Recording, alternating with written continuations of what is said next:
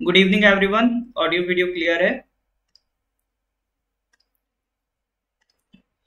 हाँ जी।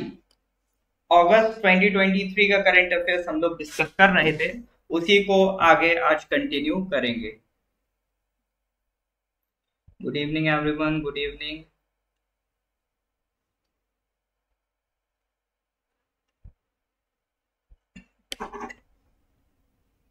Good evening everyone. कितने questions हो गए थे? आई थिंक 23 क्वेश्चंस हो गए थे पिछली क्लास तक। ठीक है, आगे बढ़ने से पहले पिछले कुछ क्वेश्चंस रिवाइज करेंगे जो पिछली क्लासेस में कर चुके थे, उनको रिवाइज करेंगे, फिर आगे आज कंटिन्यू करेंगे ना।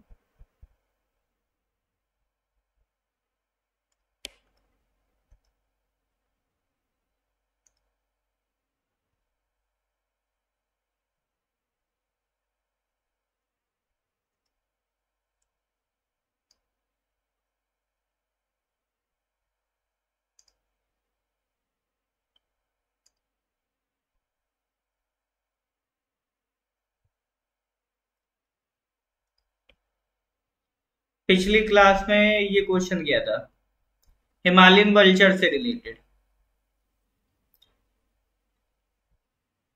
कहां पर मिल रहा है अभी हिमालयन वल्चर की? अभी जो सक्सेसफुल ब्रीडिंग हुई है वो कहां पर हुई है, किस स्टेट में हुई है? करेक्ट आंसर था आसाम। अभी एक सिस्मो एग्रीमेंट है, पाकिस्तान ने साइन किया है, किस कंट्री के साथ किया है? ये पिछली क्लास में करा था सर हम लोगों ने। सिस्मो एग्रीमेंट पाकिस्तान ने किस कंट्री के साथ किया है? Good evening डिकोजा ji.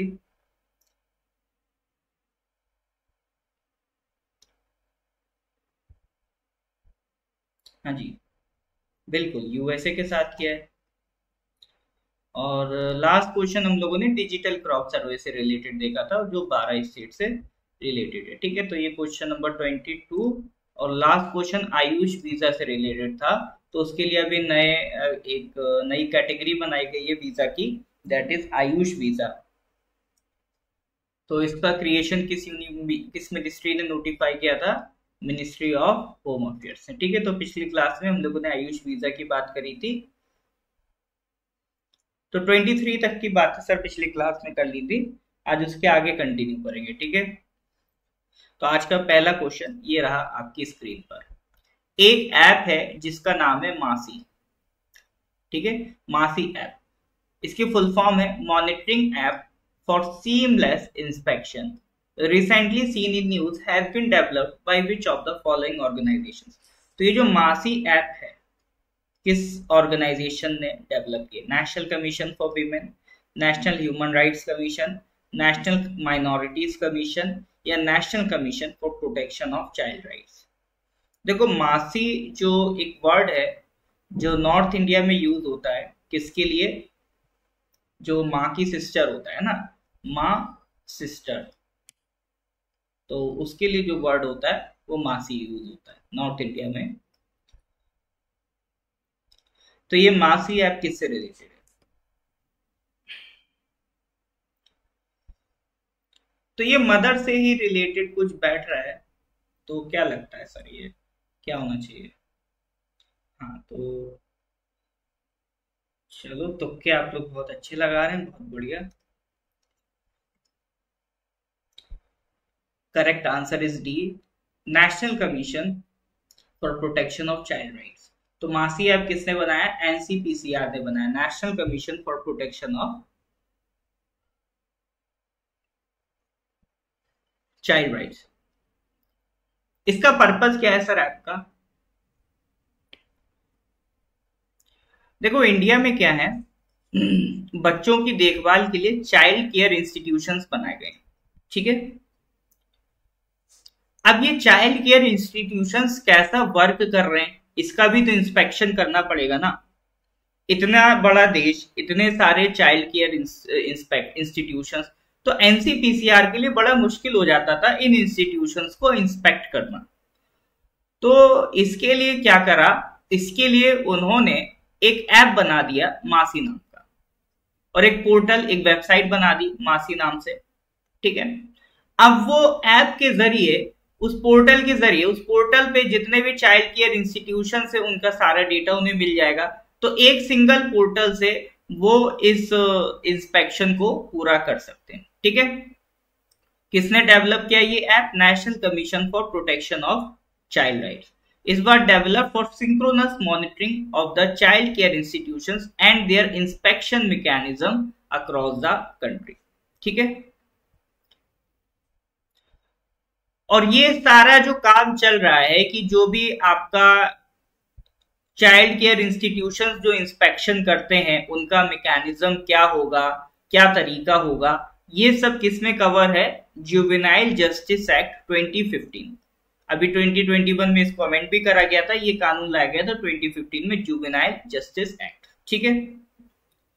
The app is linked to the monitoring portal where the automatic reports are generated. तो जैसे आपका चाइल्ड वेलफेयर कमेटीज होती हैं, स्टेट लेवल पे इंस्पेक्शन कमेटीज होती हैं, डिस्ट्रिक्ट लेवल पे इंस्पेक्शन कमेटीज होती हैं, तो इन सब के काम को एक जगह पे इंस्पेक्ट कर सकता है एनसीपीसीआर, दैट इज द मासी ऐप। ठीक है। चलिए, अब यहां पर सर बार बार वर्ड आ रहा है national commission for protection of child rights. तो ये sir national commission for protection of child rights है क्या? देखो, ये एक स्टैट्यूटरी बॉडी है, यानी पार्लियामेंट के थ्रू एक कानून के जरिए इसको बनाया गया था। इसके लिए 2005 में कानून बनाया गया था, commission for protection of child rights act. तो मेन पर्पस तो आप समझ रहे होगे कि बच्चों को मिसयूज ना किया जाए, बच्चों को एक्सप्लॉइट ना करें, इस वजह से ये बॉडी बनाई गई है और इसका यही काम है कि बच्चों को एक्सप्लॉइट होने से बचाना। ये किस मिनिस्ट्री के अंडर काम करता है? Ministry of women and child development के अंडर ये काम करता है। ठीक है। ये जो कानून है, इसका सेक्शन 13 इस कमीशन के बारे में बात करता है। ठीक है। यानी ये कमीशन को जो पावर है इसके सेक्शन 13 से मिलती है, जो कहता है कि National commission for protection of child Rights, इसका काम है to ensure that all laws, policies, programmes and administrative mechanisms are in consonance with the child rights perspective as enshrined in the Constitution of India and the UN Convention on the Rights of the Child। एक UN का convention है rights of the child पे, उसके अलावा constitution of India में भी आपका child rights की बात की गई है। कोई बता सकता है कॉन्स्टिट्यूशन ऑफ इंडिया में चाइल्ड राइट्स प्रोटेक्शन एक फंडामेंटल राइट है, तो ये कौन से आर्टिकल में आता है प्रोटेक्शन ऑफ चाइल्ड राइट्स? बता सकता है कोई?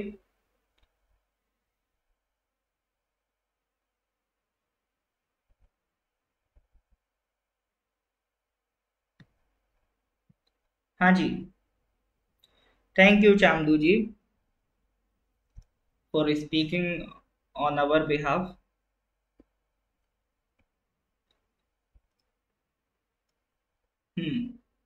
बताइए सर, कौन सा आर्टिकल है फंडामेंटल राइट्स में? दो आर्टिकल थे, आर्टिकल 23, 24 एक्सप्लॉइटेशन से रिलेटेड, जो एक्सप्लॉइटेशन से प्रोटेक्शन करते हैं। तो उसमें जो आर्टिकल 24 है वो चाइल्ड एक्सप्लॉइटेशन से प्रोटेक्शन देता है। ठीक है, चिल्ड्रंस के एक्सप्लॉइटेशन से प्रोटेक्शन देता है। तो कॉन्स्टिट्यूशन में कौन से आर्टिकल की बात कर रहे हैं? आर्टिकल 24। ठीक है सर, चलिए जी। तो ये पूरी एक चाइल्ड राइट से रिलेटेड हम लोगों ने बात करी, मासी ऐप के बारे में डिस्कस किया। क्लियर है सर? यहां तक कोई डाउट है तो बताइए। क्लियर है तो गिव मी ए थम्स अप। फिर हम लोग अगले क्वेश्चन की तरफ बढ़ते हैं। Question number 25। Recently, it was informed that North India's first river rejuvenation project, rejuvenation मतलब एक तरीके से रिवर को रिवाइव कर रहे हैं, या फिर ये कह सकते हो आप जैसे रिवर को पॉल्यूशन से बचा रहे हैं। तो एक देविका नाम की रिवर है, वो उसका जो रेजुविनेशन का काम था वो ऑलमोस्ट कंप्लीट हो चुका है, नियर टू कंप्लीट है। तो सवाल देविका रिवर से रिलेटेड है कि देविका रिवर किस स्टेट या यूटी से ओरिजिनेट होती है? हिमाचल से, जम्मू कश्मीर से, या उत्तराखंड से, या हरियाणा से? हाँ जी सर, देविका रिवर कहां से ओरिजिनेट होती है, ये क्वेश्चन है। अभी उस देविका रिवर का रेजुविनेशन का जो काम है अब लगभग कंप्लीट होने वाला है।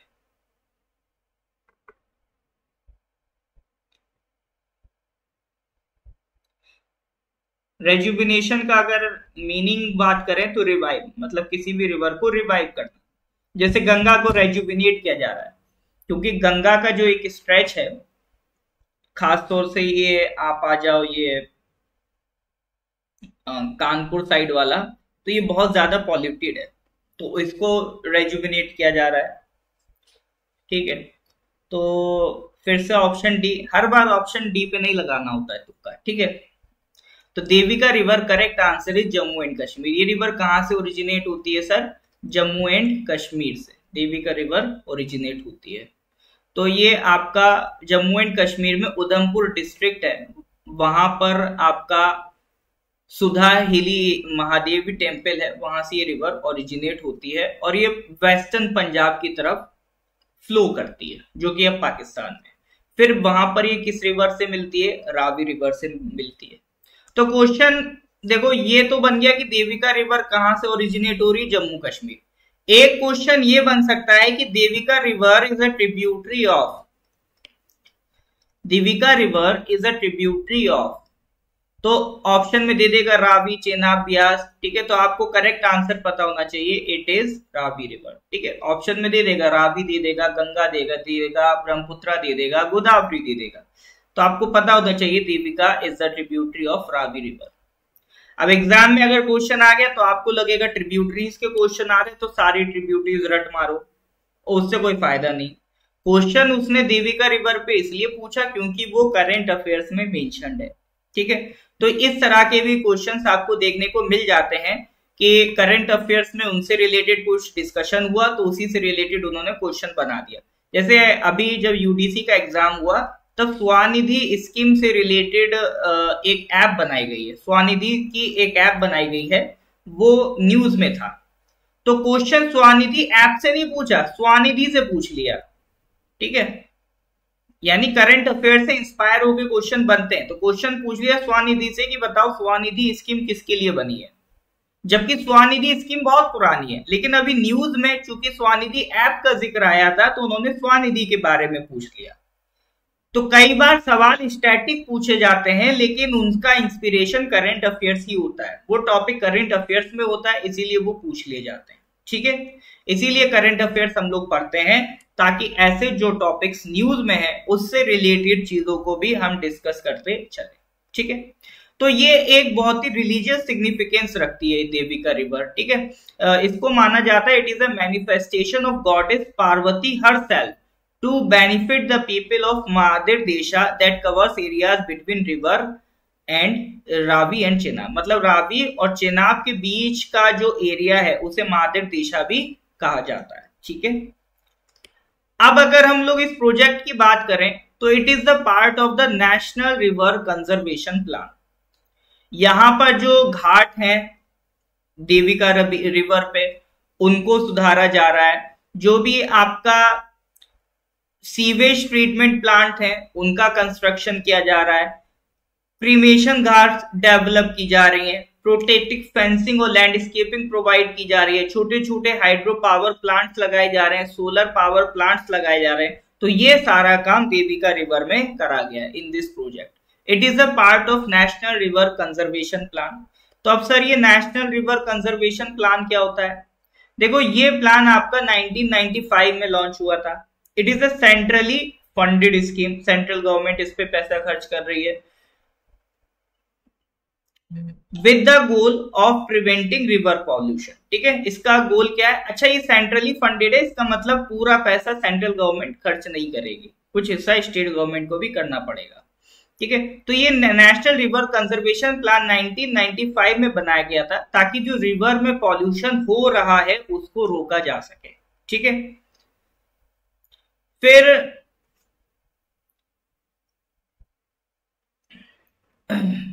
चलो ठीक है, फिर आगे national river Ganga basin authority की बात आती है, उसको बदल के नेशनल गंगा काउंसिल कर दिया गया। ये जब हम लोग कभी नमामि गंगे प्रोजेक्ट के बारे में दोबारा से पढ़ेंगे तो ये national river Ganga basin authority की भी तभी बात कर लेंगे। ठीक है, ये बार बार रिपीट होता रहता है, उसका आप टेंशन न लो, कई बार अपन उसको पढ़ चुके हैं। ठीक है, इसमें ऑलरेडी हम लोगों ने बहुत बात कर ली, देविका रिवर प्रोजेक्ट की बात कर ली, इसमें हम लोगों ने देविका रिवर के बारे में देखा, ये किस रिवर की ट्रिब्यूटरी है इसके बारे में देखा। ठीक है, तो ये 2-3 बातें इसको ध्यान रखिएगा। ठीक है सर, क्लियर है? हाँ जी सर, यहाँ तो कोई डाउट तो नहीं? क्लियर है तो give me thumbs up.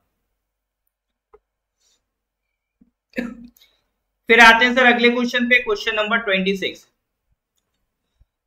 Recently, it was informed that India's indigenous Nag anti-tank guided missile, anti-tank तो अब आप समझ गए होंगे, टैंक उड़ाने के लिए, Helena has cleared all the trials. It has been developed by which of the following organizations? एक मिसाइल है anti tank guided missile, anti tank guided missile, ATGM भी लिख देते हैं इसे शॉर्ट में। ठीक है, तो कहीं ATGM सुन लो तो ये नहीं कि बेहोश हो जाओ, ये क्या है, इसका मतलब एंटी टैंक गाइडेड मिसाइल है। ठीक है, तो हेलिना के भी सारे ट्रायल्स क्लियर हो गए हैं। तो इसको किसने बनाया सर? HAL ने बनाया, BEL ने बनाया, LNT ने बनाया या DRDO ने बनाया? तो अगर कभी भी मिसाइल के बारे में पूछे तो आप मेजॉरिटी ऑफ द टाइम देखते हो कि करेक्ट आंसर क्या आता है सर? DRDO। ठीक है, तो इसका भी करेक्ट आंसर क्या है? DRDO। इस मिसाइल को भी किसने बनाया है? DRDO ने बनाया। It is one of the most advanced anti-tank weapons in the world। ठीक है, ये फायर एंड फॉरगेट क्लास में आती है, एक बार मतलब फायर कर दिया फिर ये अपने आप की भी नहीं सुनता, काइंड ऑफ दैट कैटेगरी। तो इसका क्या कहते हैं, जो DRDO का एक लेबोरेटरी है DRDL, defence research and development laboratory Hyderabad में। ठीक है, तो उसके अंडर ये आपका काम चला है। इसकी रेंज कितनी है? 7 किलोमीटर मैक्सिमम रेंज है। ठीक है, और इसको किससे इंटीग्रेट करेंगे? एडवांस लाइट हेलीकॉप्टर जो हमारे पास, उससे इसको इंटीग्रेट किया जाएगा।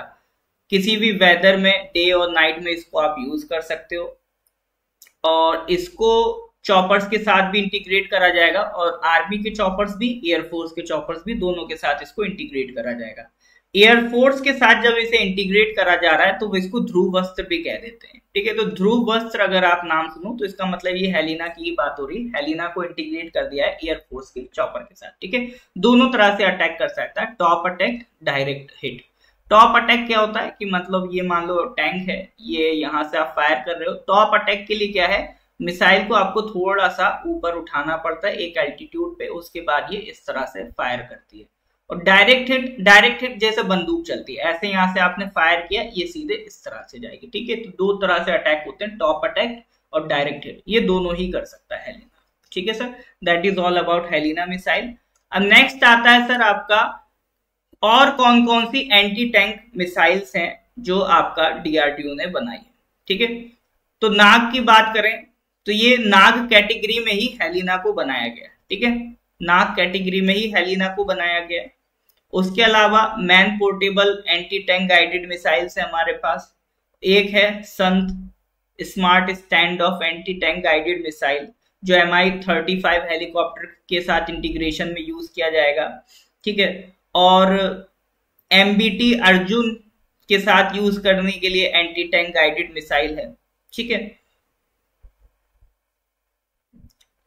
तो ये अगर वर्ड सुन लो, Nag, MP, ATGM, SANT, ATGM, तो ये सब क्या है, ये सब आपका एंटी टैंक गाइडेड मिसाइल्स है that are developed by DRDO। ठीक है, that are developed by DRDO। चलिए, ठीक है, तो अपना पर्पस ये रहता है कि जो भी टॉपिक्स आपका न्यूज में रहे उससे रिलेटेड आपका आसपास की जो भी एक्स्ट्रा जानकारी हो उसको भी अपन कवर करते चले। ठीक है सर, हाँ जी, नेक्स्ट क्वेश्चन पे आ जाइए।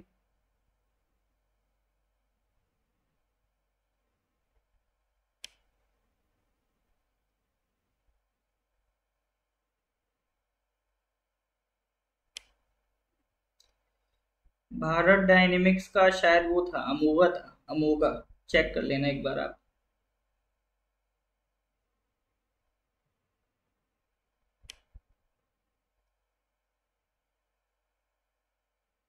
और आकाश, इसको देख लेना एक बार, है ना, मुझे याद नहीं है एग्जैक्टली। चलो नेक्स्ट क्वेश्चन पे आते हैं, question number 27। Recently, who amongst the following has won the men's singles title of Japan open 2023। ठीक है, Japan open 2023 men single title, ये तो सर बता दोगे, इसमें सर क्या ही तुक्का लगाओगे। ठीक है,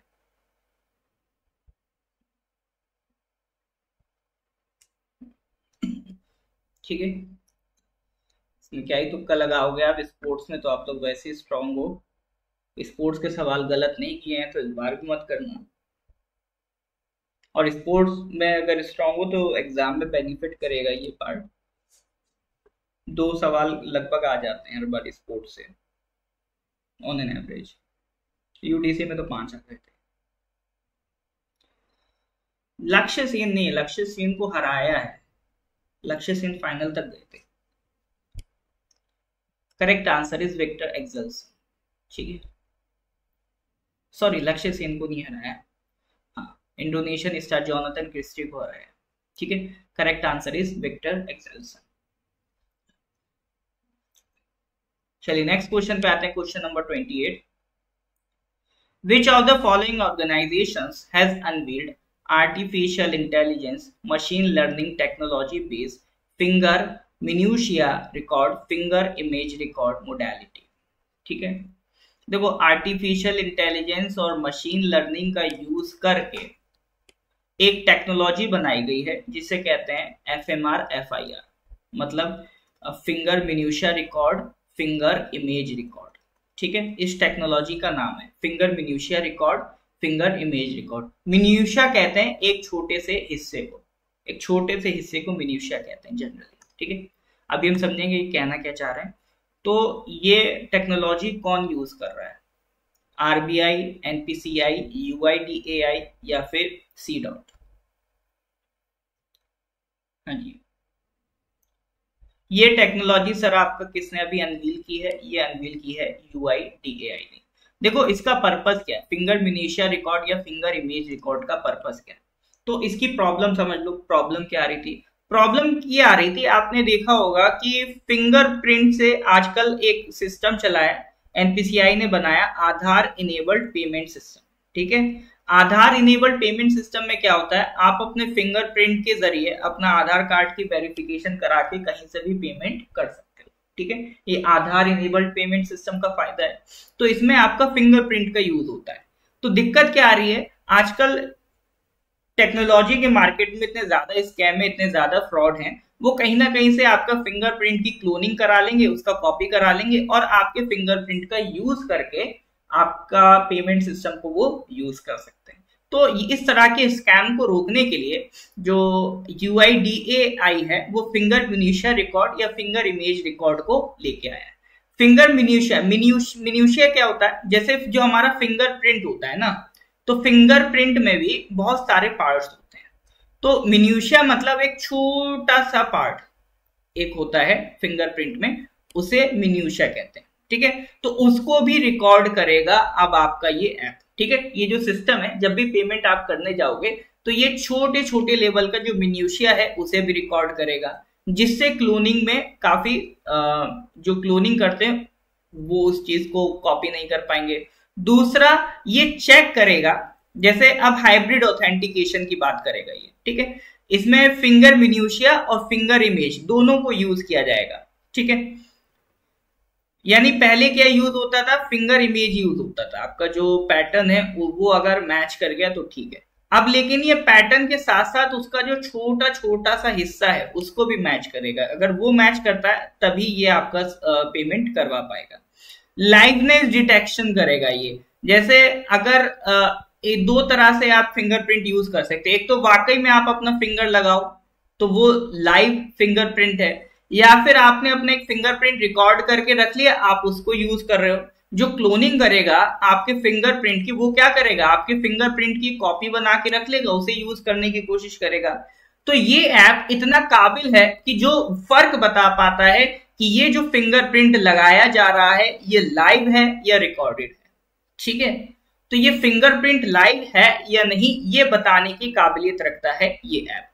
The modality primary function lies in accessing the liveness of the captured fingerprint. ठीक है, it can differentiate between a genuine live finger and a clone or fake fingerprint. ये इसका एक सबसे बड़ा फायदा है। और जो ऑथेंटिकेशन प्रोसेस होगा इसमें ये आपका डेटा रिकॉर्ड नहीं करेगा। जैसे ही आप अपना फिंगरप्रिंट लगाओगे इन द रियल टाइम ये आपका वेरीफाई कर देगा। पहले क्या होता था, वो फिंगरप्रिंट रिकॉर्ड होता था, फिर मैच होता था, फिर उसके बाद वेरिफिकेशन होता था। अब ये रिकॉर्ड वाला सीन नहीं है, डायरेक्ट ये वेरीफाई कर देगा। ठीक है, तो सबसे बड़ा फायदा तो इसमें यही है कि आपका ये फ्रॉड को रोक पा रहा है। ठीक है, UIDAI का हेडक्वार्टर आपको दिल्ली में देखने को मिलेगा। ठीक है,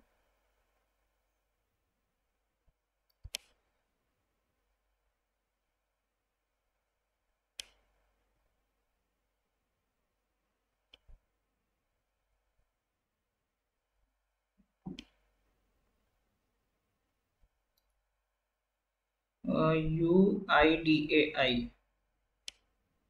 ये मिनिस्ट्री की अगर हम बात करें तो इलेक्ट्रॉनिक गवर्नेंस का काम कर रहा है ना, तो ये इलेक्ट्रॉनिक्स मिनिस्ट्री में आ जाएगा आपका। ठीक है, मीटी जो है ministry of electronics and information technology, उसके अंदर आ जाएगा। ठीक है सर, तो ये बात हुई FMR FIR मोडालिटी के बारे में। यहाँ तक चीजें क्लियर है कि नहीं है? हाँ जी सर, कोई डाउट है यहाँ तक क्लियर है तो गिव मी थम्स अप। ये था सर आपका क्वेश्चन नंबर 28।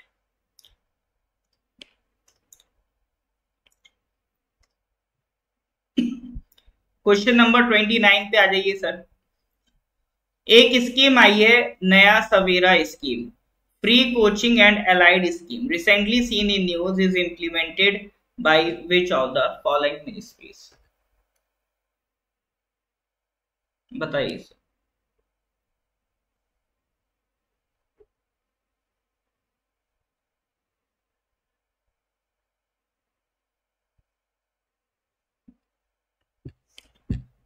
नया Savera scheme, free coaching and allied scheme इसको कहते हैं। ये किस मिनिस्ट्री की स्कीम थी? तो ये नया सवेरा स्कीम ये माइनॉरिटी अफेयर्स के लिए स्कीम थी। ये उनको फ्री कोचिंग प्रोवाइड करती थी। ठीक है, तो जो माइनॉरिटीज हैं इंडिया की, 6 माइनॉरिटीज सेंट्रल गवर्नमेंट के अंडर आती हैं, तो उनको ये क्या प्रोवाइड करते थे? फ्री कोचिंग प्रोवाइड करते थे। ठीक है, for preparation of entrance examination of technical professional courses and competitive examination, तो उसके लिए फ्री कोचिंग ये प्रोवाइड करते थे। अब लेकिन गवर्नमेंट ने ये स्कीम बंद कर दी है, क्योंकि गवर्नमेंट का मानना है कि अब हम लेके आए हैं न्यू एजुकेशन पॉलिसी 2020। तो इस पॉलिसी को इस तरह से बनाया गया है कि कोचिंग की जरूरत ही ना पड़े। तो अगर कोचिंग की जरूरत ही नहीं पड़ेगी तो हम क्यों कोचिंग के लिए पैसा प्रोवाइड करें? ठीक है, तो ये गवर्नमेंट का पॉइंट था, इसलिए गवर्नमेंट ने ये स्कीम को क्या कर दिया? बंद कर दिया। ठीक है, चलिए नेक्स्ट क्वेश्चन पे आते हैं। Question number 30। Recently, who amongst the following has won the men's singles title at the Australian Open 2023 badminton tournament? ठीक है, फिर से एक क्वेश्चन आ गया आपका स्पोर्ट्स का। ठीक है, जस्ट अभी देखा था, अब एक और क्वेश्चन आ गया। अभी ऑस्ट्रेलियन ओपन 2023 में किसने मैन सिंगल टाइटल जीता है? प्रणॉय, लक्ष्य सेन, वेंग होंगयांग या जोनाथन क्रिस्टी? हाँ जी सर, बताइए जरा।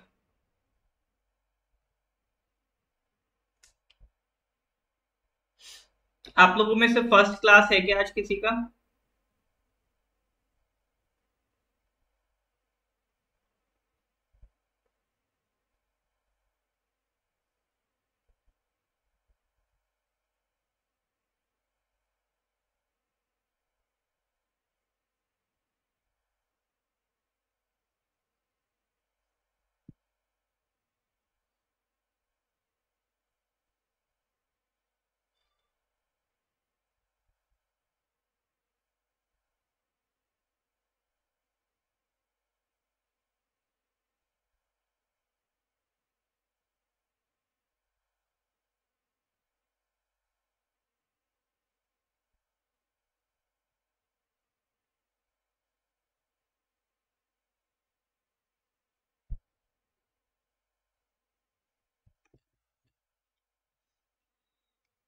वेलकम टू द क्लास सारिंग जी।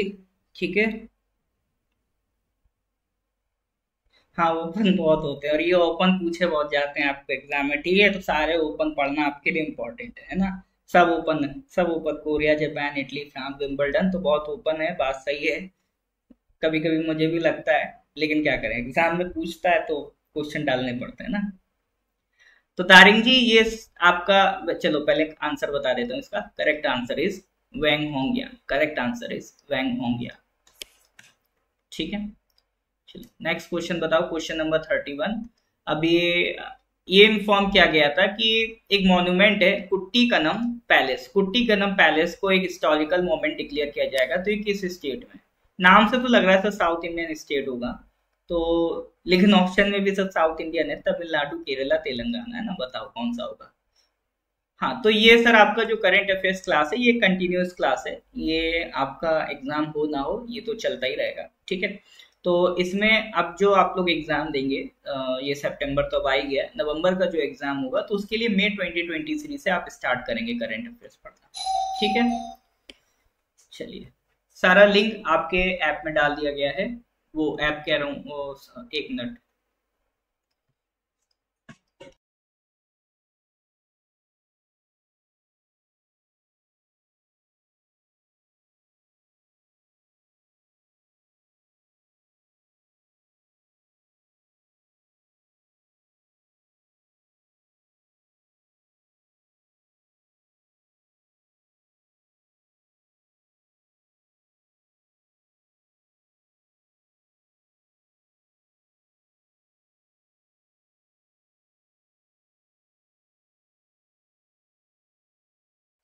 हाँ जी, तो इसका जो पीडीएफ का लिंक है वो आपके व्हाट्सएप ग्रुप में मैं अपलोड कर दूंगा।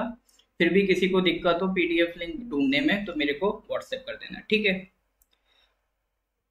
आप नए हैं ना, तो अभी आपके ग्रुप में अपलोड हो जाएगा क्लास रूटीन। बाकी अब देखो प्रॉपरली, अभी तो आपका कितना, 3 ही क्लास चल रहा है। मॉर्निंग में भी सुबह 7 वाला ऑफ चल रहा है, कुणाल सर की तबीयत नहीं ठीक है, और इवनिंग में 2 क्लास चल रहा है अभी, 8 बजे करंट अफेयर्स, 9 बजे मैथ्स, ठीक है। तो अभी 2 ही क्लास है।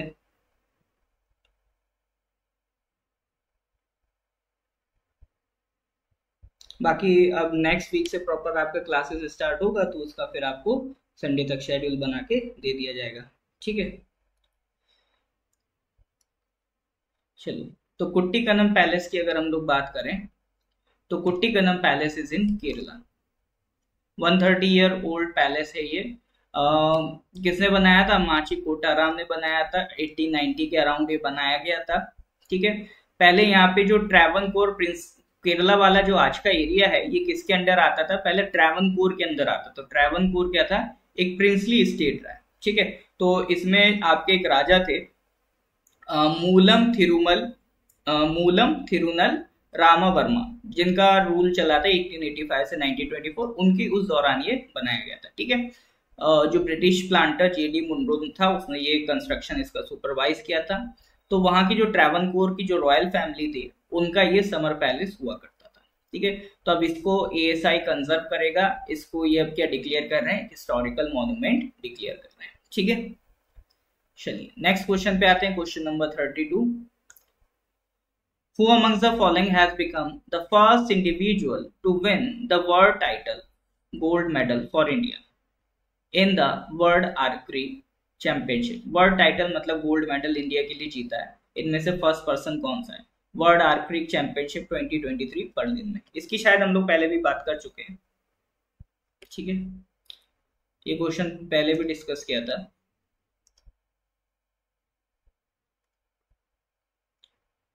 जो भी करंट अफेयर्स का क्लास होता जाता है, उसका जो वीडियो है वो नॉर्थ ईस्ट पीएससी के यूट्यूब चैनल पे आपको मिल जाएगा, ठीक है। नॉर्थ ईस्ट पीएससी के यूट्यूब चैनल चले आएंगे, तो वहाँ प्लेलिस्ट सेक्शन में हर एक मंथ के करंट अफेयर्स का सेपरेट प्लेलिस्ट बना हुआ है, ठीक है।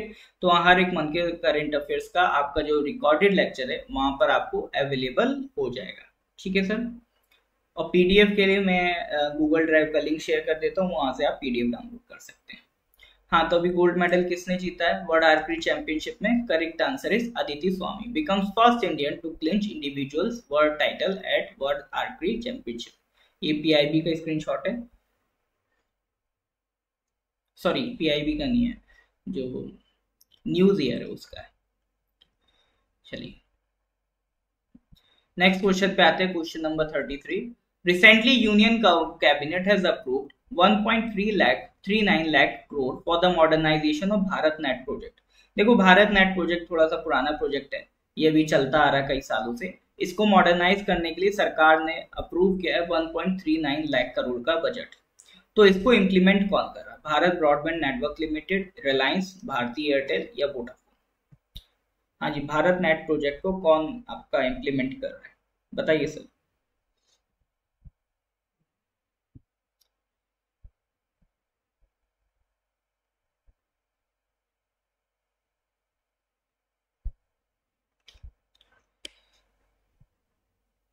बिल्कुल sir, correct answer is a, Bharat Broadband Network limited इसको इम्प्लीमेंट कर रहा है। देखो आपका 2011 में एक प्रोग्राम लॉन्च किया गया था जिसका नाम था नेशनल ऑप्टिकल फाइबर नेटवर्क, उसी का नाम चेंज करके क्या कर दिया गया, भारत नेट प्रोजेक्ट कर दिया गया 2015 में। ये दुनिया का सबसे बड़ा रूरल ब्रॉडबैंड कनेक्टिविटी प्रोग्राम है, ठीक है। इसमें ये टारगेट ये है कि इंडिया के जितने भी रूरल एरियाज हैं सबको ऑप्टिकल फाइबर केबल से कनेक्ट कर दिया जाए ताकि हर एक गांव तक इंटरनेट कनेक्टिविटी पहुंचाई जा सके, ठीक है। इसको इंप्लीमेंट कर रहा है Bharat Broadband Network limited. Bharat Broadband Network limited कोई एज सच एस्टैब्लिश कंपनी वगैरह नहीं है, ये एक स्पेशल पर्पस व्हीकल है, ठीक है। स्पेशल पर्पस व्हीकल क्या होते हैं? ये एक तरीके की कंपनी होती है, टेम्परेरी कंपनी जो गवर्नमेंट किसी काम के लिए बना देती है, ठीक है, उसको कहते हैं स्पेशल पर्पस व्हीकल, ठीक है। तो ये टेम्परेरी पर्पस के लिए इसको बना दिया गया है under the companies act of 1965। और किस मिनिस्ट्री के अंडर आ रहा है? ये मिनिस्ट्री ऑफ कम्युनिकेशन के अंडर काम किया आ रहा है, ठीक है sir. That is about Bharat net project, मतलब सारे एरियाज, रूरल एरियाज को ऑप्टिकल फाइबर केबल से कनेक्ट करना है, ये पर्पज है भारत नेट प्रोजेक्ट का। Next question, question number 34। Recently, ISRO has transferred IMS-1 satellite bus technology to which of the following companies? SatSure, Skyroot Aerospace, Alpha Design Technologies, Agnikul, Cosmos। देखो इसरो तो अपना grow कर रहा है, लेकिन साथ ही साथ इसरो इंडस्ट्रियलाइजेशन को भी बढ़ा रहा है, स्पेस इंडस्ट्रियलाइजेशन। इसलिए जो इसरो में टेक्नोलॉजीज हैं वो अपनी टेक्नोलॉजी शेयर भी कर रहा है, जो प्राइवेट कंपनीज हैं वो उनके साथ अपनी टेक्नोलॉजी शेयर भी कर रहा है ताकि उस टेक्नोलॉजी का यूज करके जो प्राइवेट कंपनीज हैं वो भी ग्रो करें। तो ये भी काम आपका इसरो कर रहा है, ठीक है। इसरो में दो ब्रांचेज हैं, एक है आपका NSIL और एक है अंतरिक्ष। तो ये टेक्नोलॉजी बेचने का काम इसरो इसीलिए कर रहा है ताकि जो हमारा इंडस्ट्रियल स्पेस इंडस्ट्री है उसको भी ग्रो कराया जा सके। जैसे अमेरिका में पहले एक सरकारी संस्था थी नासा, लेकिन अब एक स्पेस एक्स भी क्रिएट हो गया, स्पेस एक्स ने और रेवोल्यूशन क्रिएट किया। तो यही पर्पज है भारत सरकार का कि वो इसरो की टेक्नोलॉजी दूसरी कंपनीज को इसीलिए दे रहे हैं ताकि एक स्पेस इंडस्ट्री को भी हम डेवलप कर सके। जो भी डोमेस्टिक ट्रांजेक्शन होते हैं, मतलब कमर्शियल काम जो भी डोमेस्टिक होता है वो NSIL देखता है, न्यू स्पेस इंडिया लिमिटेड। और फॉरेन कंट्रीज के साथ जो भी हमारा लेन देन होता है उसको कौन देखता है? अंतरिक्ष देखता है, ठीक है। इसरो सिर्फ मतलब मिशन नहीं करता है, इसरो अपना पैसा भी लेता है ना। जैसे बाहर की कंट्री का सैटेलाइट बेचना है तो इसरो को मतलब लॉन्च करना है, तो उसके लिए इसरो पैसा लेता है। तो वो कौन, इसरो ने उसके लिए एक अलग आर्म बना रखी, अलग डिपार्टमेंट बना रखा, उसे कहते हैं अंतरिक्ष, ठीक है। इसी तरह से अगर डोमेस्टिक कोई कमर्शियल काम है तो उसके लिए न्यू स्पेस इंडिया लिमिटेड। तो अभी इसरो ने एक टेक्नोलॉजी बेची है, अल्फा डिजाइन टेक्नोलॉजीज को, ठीक है। मतलब इसको हम कह रहे हैं transfer its IMS-1 satellite bus technology to Alpha Design Technologies Private Limited, promoting private industry participation in India space sector, ठीक है। ये सैटेलाइट बस टेक्नोलॉजी है क्या? ये एक ऐसा प्लेटफॉर्म है जो इसरो ने डेवलप किया था for cost effective space access, ठीक है। यानी जो छोटी मोटी सैटेलाइट्स हैं उनको भेजने के लिए ये एक पूरा प्लेटफॉर्म है, ये पूरा व्हीकल जो इसरो ने बनाया था, ठीक है। छोटे मोटे आपके सैटेलाइट्स जैसे आपका अर्थ इमेजिंग हो गया, रिमोट सेंसिंग हो गया, इन कामों को करने के लिए ऐसे मतलब सैटेलाइट्स जिनका वजन 100 kg और 30 किलो तक का उनका पेलोड हो, उसको ये ले जा सकती है, ठीक है, ये टेक्नोलॉजी। तो इसी तरह से इसरो का टारगेट ये है कि अपनी टेक्नोलॉजीज को प्राइवेट इंडस्ट्रीज के साथ शेयर करना, ताकि जो प्राइवेट स्पेस इंडस्ट्री है उसको भी ग्रो कराया जा सके। क्लियर है sir? Next question is question number 35, आज का last question. What is the name of the autonomous underwater vehicle for mine detection which has been really launched by India? What is the name of the autonomous underwater vehicle for mine detection which has been recently launched by India? Meenakshi, Varaha, Nirakshi, Kurma, बताइए sir.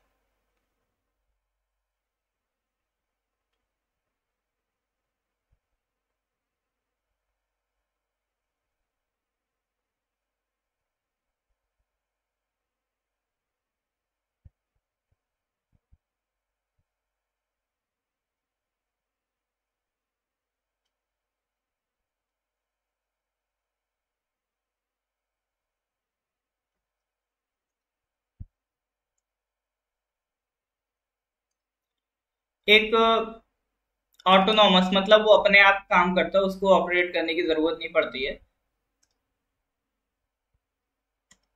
ये mines को detect करने के लिए autonomous under water vehicle बनाया गया जिसका नाम है निराक्षी। ठीक है, निराक्षी मतलब आईज इन द वाटर। तो पहली बार भारत ने इस तरह का कुछ बनाया है, तो इसी के ट्रायल्स वगैरह चल रहे हैं। कमर्शियल लॉन्च से पहले अभी इसको ट्रायल वगैरह दिए जा रहे हैं, देख रहे हैं ये कैसा काम करता है। जैसे ये आपका मान लो कभी भी हमारी सबमरीन को एक बड़े मिशन पे जाना है, बड़ी दूरी तय करनी, तो पहले निराक्षी को भेजा जाएगा, वो चेक करके आएगी कि हाँ भाई कोई माइन वगैरह तो नहीं है, रास्ता क्लियर है, तब जाके ये आपका आगे बढ़ेगा। ठीक है, तो ये आने वाले टाइम में अगर ये सक्सेसफुल हो जाता है तो काफी काम का ये रहेगा। It can be used for a variety of function ranging from mine detection to mine disposal to underwater survey। underwater survey भी करवा सकते हो आप इससे। ठीक है, एक अनमैन्ड व्हीकल, इसमें किसी को भी भेजने की जरूरत नहीं है। वेट अराउंड 45 kg है, एंड्योरेंस नियरली ये 4 आवर्स तक ये काम कर सकता है, and it's capable of operating up to a depth of 300 metre. ठीक है सर, चलिए, तो दैट इज अबाउट निराक्षी। हाँ जी, यहाँ तक कोई डाउट है? चलिए सर, तो आज यहीं तक करेंगे डिस्कशन, इसके आगे के questions we will continue in the next class. तो यहाँ तक लेक्चर अच्छा लगा लाइक कर दीजिएगा, अपने कलीग के साथ शेयर कर देंगे। बाकी इसके आगे की कहानी सर हम लोग अगली क्लास में डिस्कस करेंगे। ठीक है, इसका पीडीएफ का लिंक आपका डिस्क्रिप्शन में ही मिल जाएगा, नहीं मिल रहा तो मेरे को व्हाट्सएप कर देंगे। ठीक है सर, चलिए मिलते हैं अगली क्लास में। Till then goodbye, have a nice day.